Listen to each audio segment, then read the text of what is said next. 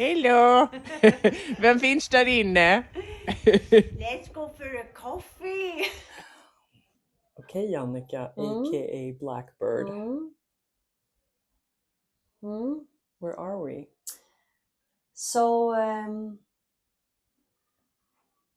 currently we're sitting at Café Lyran. And did you know, Karin, that Lyran, to be at Lyran, att vara på Lyran, is to be drunk? Do you remember that expression? Of course. That is because Bellman and the crew, which is the Swedish troubadour, like Ulf Lundell, but 1785 or something, who knows, she used to come here and get really pissed. All right. Yeah, totally. So to be at Lyran was here being drunk. That's kind of amazing. Could also be compared to going through Menopause. The transition. Because I started to think a liminal space, a celebration, a ritual, a uttering of words, intentions and actions. And surely that happens when you're pissed, right? When you're on Lyran. But also surely that should happen when we go through from motherhood, mundane life, into this transition further on, becoming the crone, the hag, the wise woman, ... Or even the words I'm using are too limited for me to express what's going on. Yeah, I'm thinking like motherhood. It's more like being in your fertile phase. Like today, not all women become mothers. Exactly. I'm thinking about your journey when I met you, like that's 10 years ago, and you were still in that process of considering to become a mother. I just started to photograph, right? Yeah. So I was That's still when in the Blackbird process. Was birthed, or did I was still in the process of dreaming about becoming a mother, but I knew that I couldn't carry on with my IVFs and the fertility attempts. I had to give that like a break to actually birth a blackbird instead. So my project was me entering the woods every full and new moon, every ovulation, every period, to create the exhibition. And that's where you stepped in September, which is also your birthday month, of course. And then I photographed you and your horses, and as we say in 2016? English, 2017, I think that was. Another cycle, another super full moon. Another space within you. Not only a space in the woods, but a space inside you. A shared space where we all exist.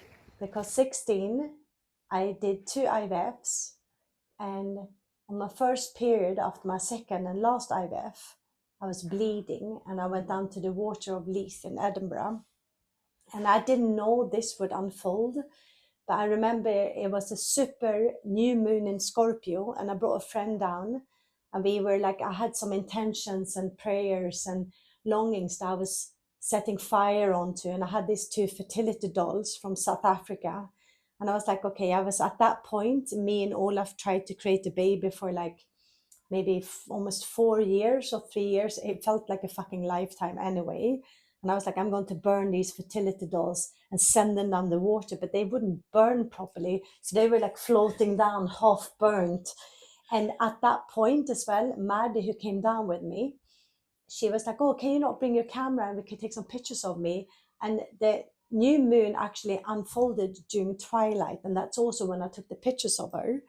So when I came back after this evening of grieving the IVF attempts that failed and my first period, it was almost like I was letting go of my blood. I wasn't letting go of my blood, my body was.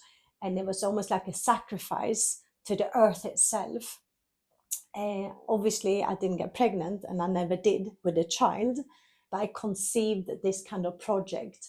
And when I saw the image, it wasn't like it was soothing me or making me happy. It was just like I knew I had to keep on walking into the woods to birth the blackbird when the blackbird sings. Because as we all know, the blackbird sings during twilight. Twilight that opens up this liminal space between day and night, light and dark, that kind of breathing space where for 2 seconds we actually feel present and alive, because we don't have to produce, we don't have to sleep, we don't have to, it's just that kind of in between space, just a bit like menopause, or like me, pre-menopausal. I don't even know the terminology. The transition transitioning between two places.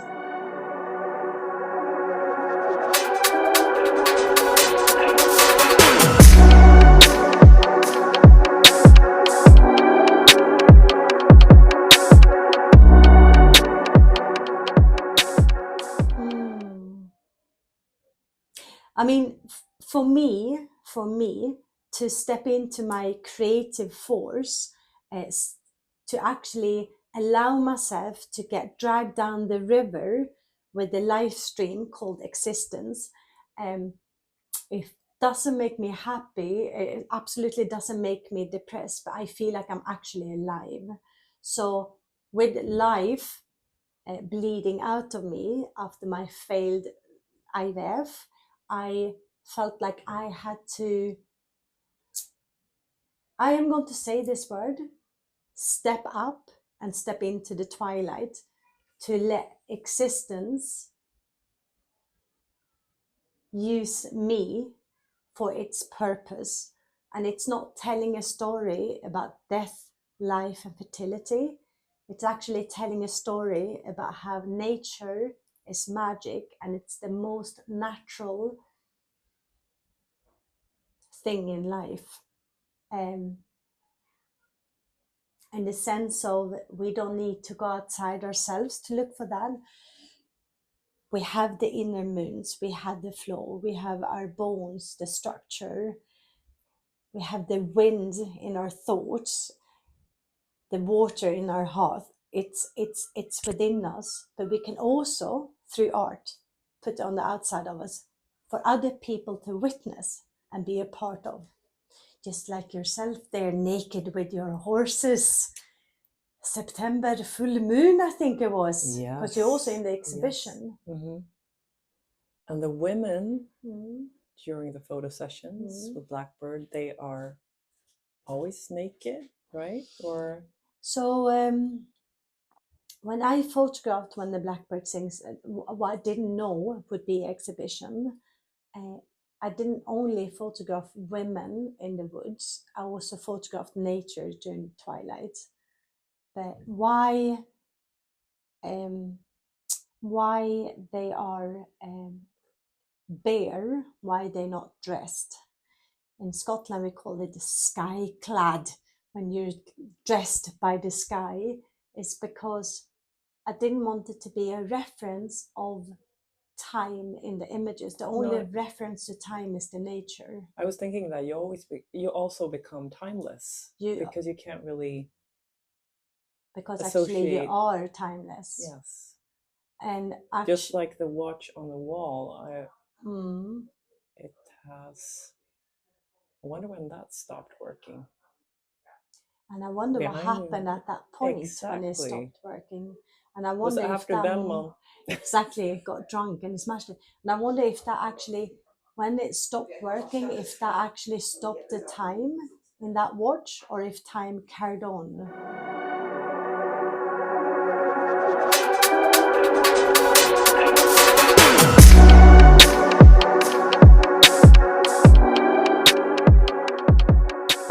The Twilight Zone, being a photographer, there is something special with that light, the bluish light, right?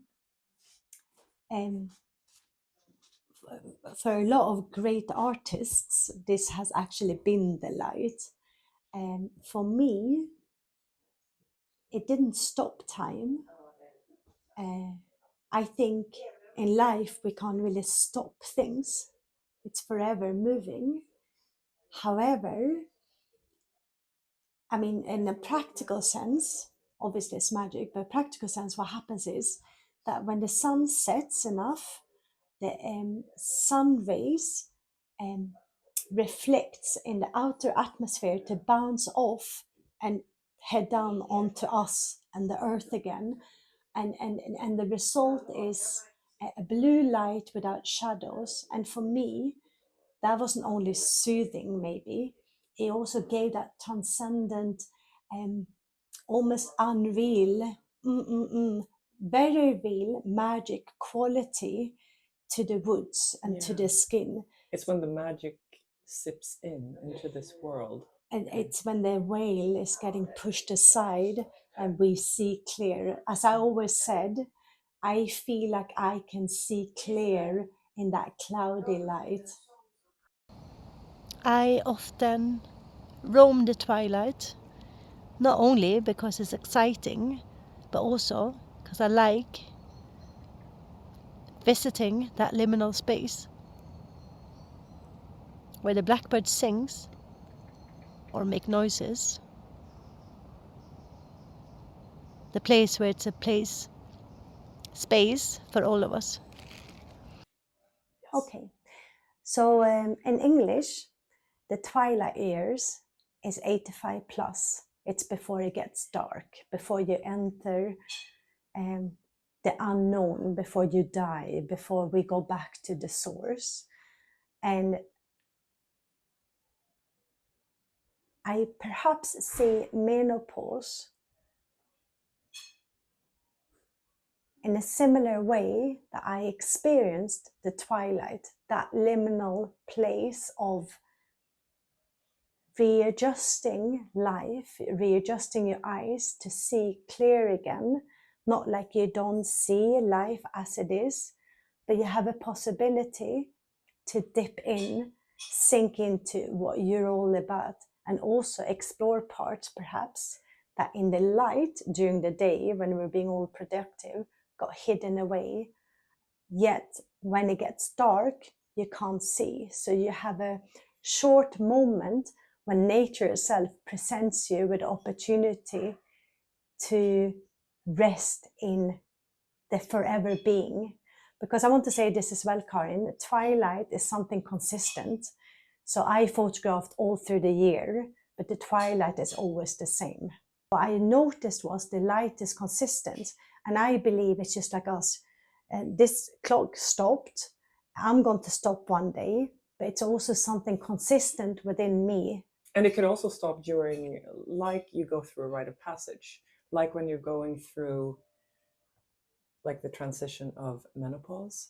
It's like, of course, you live on in the linear time, but you also have this phase of going through like a twilight zone in your life. And it's for women, especially since we have the very distinct stepping into fertility, and then the even more distinct stepping out of fertility.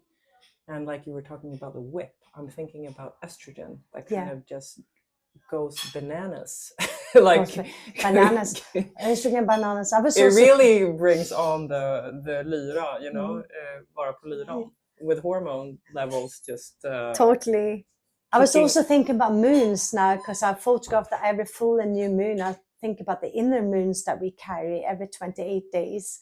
I was just, so when I photographed when the Blackbird Sings, I photographed for the exhibition, I photographed on every full and a new moon, like the ovulation and the periods, the menstruation, to keep that framework of life, fertility, because obviously conceiving, giving birth could also be a project. It could be exhibition, it could be a book, it could be anything that comes out of you. It doesn't just need to be a child in that sense. But I was thinking about the inner moons, the tide that is like ebb and flowing out of us, and how after you have delivered your last egg to the earth, there is no more moons. I then see like the original sky the moonless sky with just tiny big glimpses of stars. Because I genuinely believe and know that I'm in a universe myself in that sense with my life. Sometimes I sit on the tube in Stockholm and I'm like, look at all these people. And it kind of makes my head explode because I'm like, all these people are mini universes. So why wouldn't I be that? And here, coming back to the menopausal discussion, is that it's almost like with everything, even the framework for how we speak about this transitional space, place, we limit existence. We stop becoming universes. We're kind of fighting against the natural ebb and flow of what is. And then obviously you need to do whatever you need to do to feel all right. And I'm not the judge of that. But for me, at the moment, I'm really curious about what landscape I'm going to walk when the final drop of blood left my womb. No, but I don't know. You know what I mean?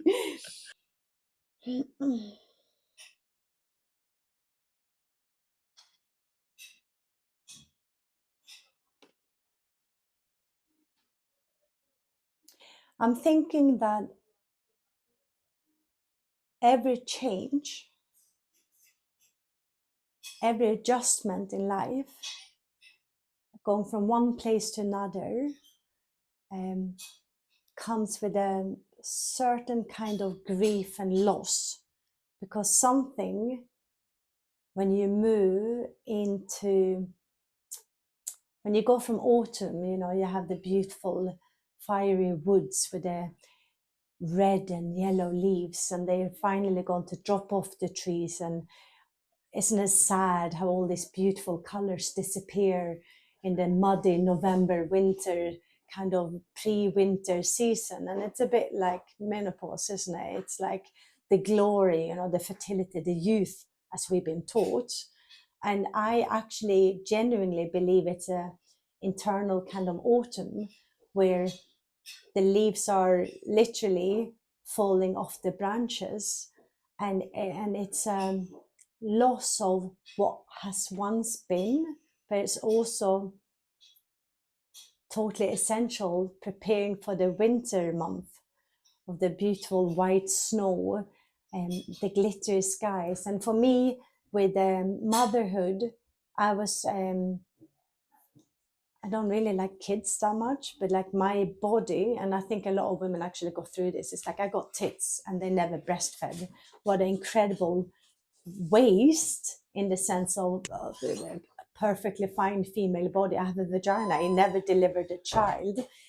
Then it's a lot of women who don't actually give birth to the vagina, which is fine too. I'm just talking about my story. But I remember trying clothes on in a dressing room and I was looking at my body. Now I'm 51, so it's fine. This is probably like 7 years ago. And I had this, I welled up with tears because I couldn't believe that my body, like literally my body, wouldn't experience breastfeeding and giving birth. And I think to move forward in aging, to go through the different cycles, you can't bypass the grief of not experiencing such a human experiences. And I didn't try to cover up for something. My work that I did when the Blackbird Sings, like my exhibition, that wasn't to get away from the grief. It wasn't to comfort myself. I just had to do that to be able to internalize any of what was going on. Because actually, loads of people have kids. There's a lot of humans here, isn't there? There's too many people in the world, but actually, pregnancy is like the biggest mysterium of all of them. And I also think menopause, becoming the crone, is also that. It's just that we don't have the words for that yet. You know, it's only Wales and Swedes, I was about to say. Swedes. What we call humans that are like go through menopause. Do you know that? So actually, there must be a place for us after not being productive. I think I can understand that a lot of women are dead scared to go from a juicy female full of fertility into the old dry hag, right? But it's something with the dryness that the hag after menopause brings. It's something with that estrogen smoothed female body needs to change to explore something much deeper within you. I think what I believe is that if I can only speak about myself, who knows, but if I am working against the cycle, the flow, I'm going to step into my older years as the queen, as the ice queen. I think actually it's pure survival. And the problem with it is that when we're just in surviving mood, we kind of shut down. And for me, to survive.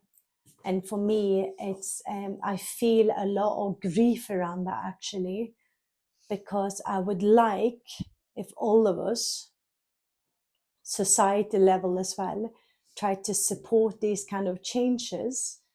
We have old people now, but not many elderly people who can step in and hold the hands of these teenagers, but on the other side, when we're all transition into the last period of our life. And I think people are dead scared because no one knows really. We don't even have the right terminology for it. It's no wonder you're like getting your plasters on or like injecting herbs. I don't know.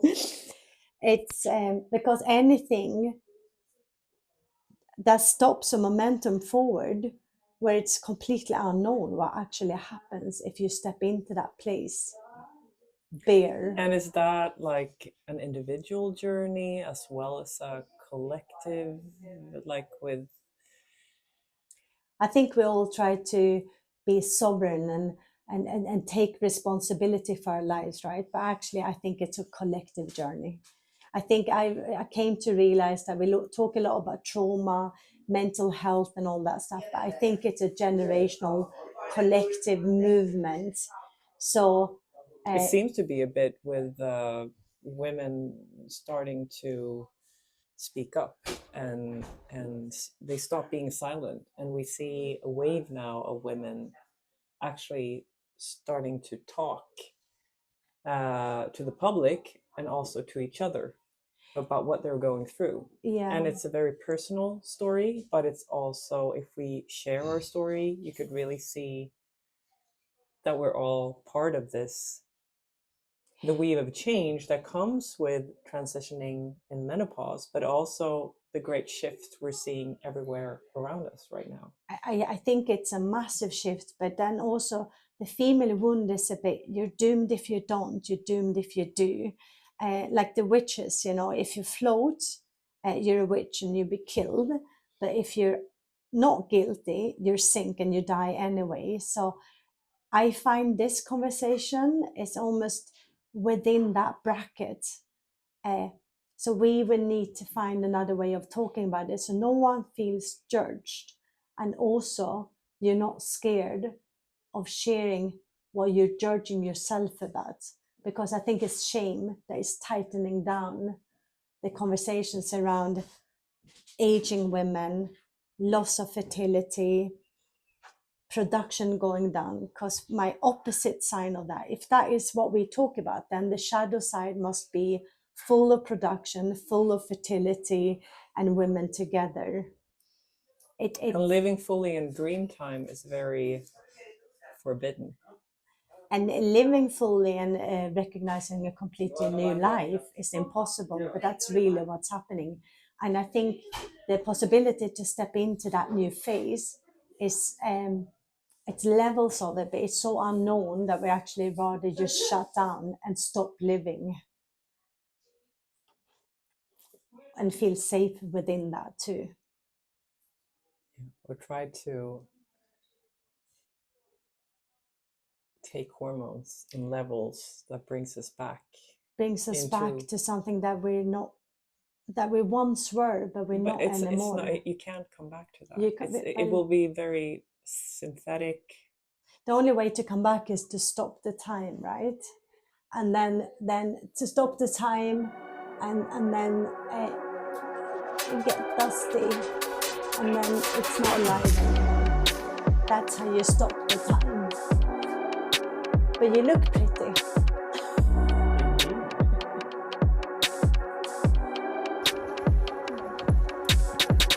Släng något i vattnet så kommer man åka ut. Minipinne.